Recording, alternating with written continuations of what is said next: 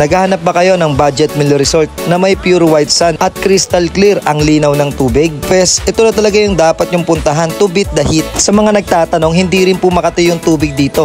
Kitang-kita nyo naman, sobrang linaw po talaga. Kaya naman ano pang hinihintay ninyo? Isama nyo na to sa bucket list nyo ngayong darating na weekend. Walang malaking budget, don't worry, napakamura lang naman ang entrance fee rito. Sa halagang 100 pesos ay sulit talaga yung magiging bayad mo dito. Lalo na't kasama mo yung buong barkada ninyo. Kung kailangan nyo namang mag-cottage dahil napakarami nyong dala at kasama ang buong pamilya, ay hindi kayo mamomoblema dahil napakamura din o budget meal din ang kanilang cottage dito. Sa halagang 500 pesos ay ganito na po kalalaki yung mga cottage nila na pwede nyong marentahan, at kung gusto nyo ng aircon ay meron din po sila ritong available na halagang 700 pesos lang naman. At kung decided na po kayo sa pagpunta rito, dapat po ay agahan ninyo dahil wala po sila ritong overnight for safety purposes na rin po. At kung may mga kasama kayong chikiting, sigurado po ako na mag-e-enjoy sila dito. Pero kailangan pa rin po yung patnubay at gabay o palaging bantayan ng mga bata para sa kaligtasan ng lahat. At wag po tayong magiging pabaya sa mga kasama nating bata. Idagdag na rin po natin yung maging malinis tayo sa lahat ng oras. Wag po tayong magkalat dito nang sa ganon ay mas pakinabangan po ng mas maraming Pilipino o bisitang magpupunta rito. Para naman sa may mga isasamang foreigner ay kailangan po nilang mag-present ng kanilang tourist visa bago pumasok dito. Kaya naman yan po ang wag nyong kakalimutan kung sakaling meron po kayong isasama dito.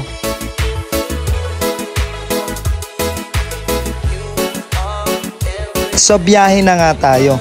Mula nga dyan sa Parañaque ay bumaybay na kami papunta ng Ternate, Cavite. Para naman sa ligtas na pagbiyahe ay takbong pogi lang yung pairalin natin at i-enjoy na lang natin yung ganda ng paligid kapag nandito na tayo sa Cavite.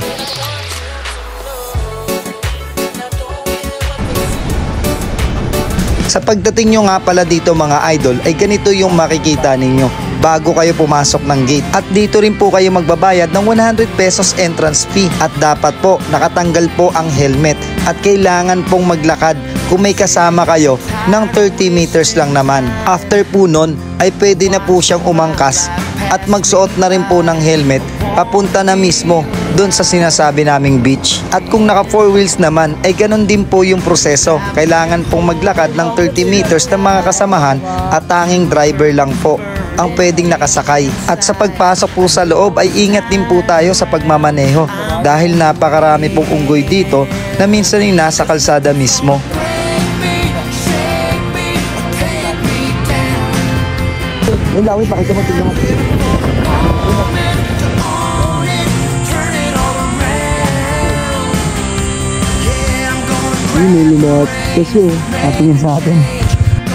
Sa pagdating po sa mismong beach ay kayo na po yung bahalang mamili kung saan bang parkingan ang gusto ninyo. Mapa 2 wheels man o 4 wheels man ang daladala ninyo. Sa pagdating nyo nga dito mga idol ay mapapansin nyo kaagad yung pagkakaroon ng beach na to ng pure white sand.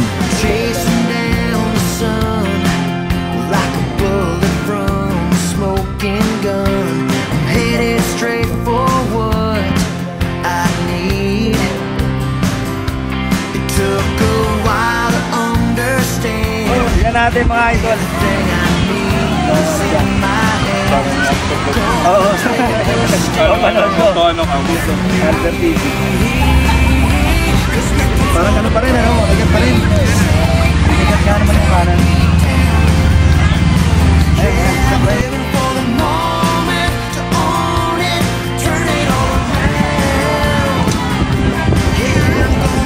So yun mga idol, sa mga nagtatanong sa atin sa maganda ang sun tulad nito mga lods dito yan o. So Pinoy yung mga buhangin dito mga idol, kaya naman isa to sa mga highly recommended natin na parteng Cavite na puntahan nyo ngayon darating na sa amin.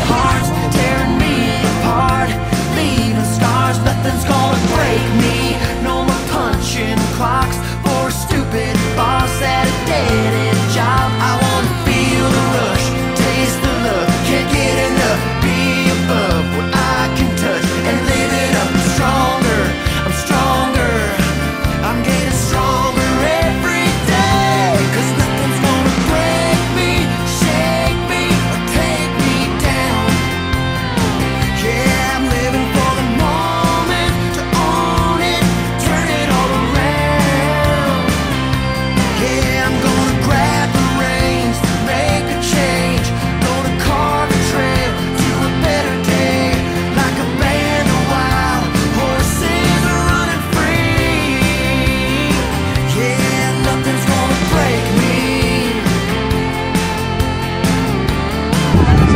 idol, sa mga nagtatanong sa atin kung ano ba yung pinakamagandang puntahan na malapit sa Metro Manila, eh dito nga po yun sa Katungkulan Beach.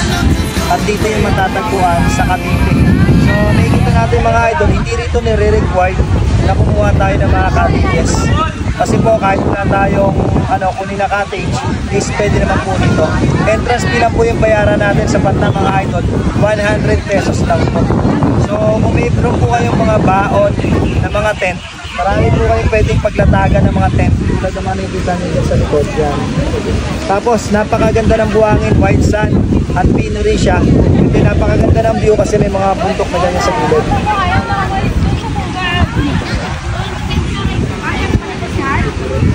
So mga idol, ayan, ngayong darating na summer, dito kayo pumunta sa Katungkulan Beach Resort. Maraming salamat po.